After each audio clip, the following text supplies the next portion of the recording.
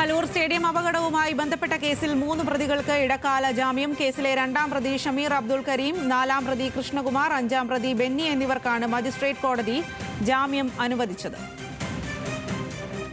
എറണാകുളത്ത് നിന്നും ദേവൻ എം പിയാണ് വിവരങ്ങളുമായി ചേരുന്നത്. ദേവൻ, ജാമ്യം അനുവദിച്ചുകൊണ്ട് കോടതി എന്തെല്ലാം കാര്യങ്ങളാണ് പറഞ്ഞത്?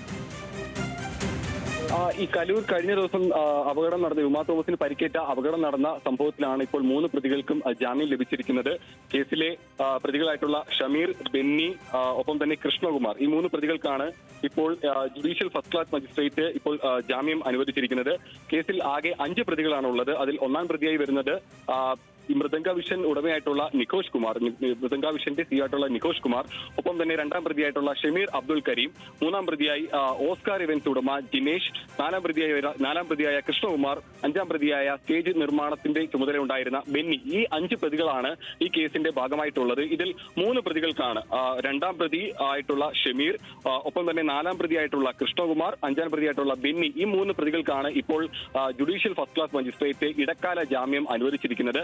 ഇവരുടെ ജാമ്യാപേക്ഷ ജനുവരി 3-ന് വീണ്ടും പരിഗണിക്കുമെന്നാണ് പറഞ്ഞിരിക്കുന്നത്.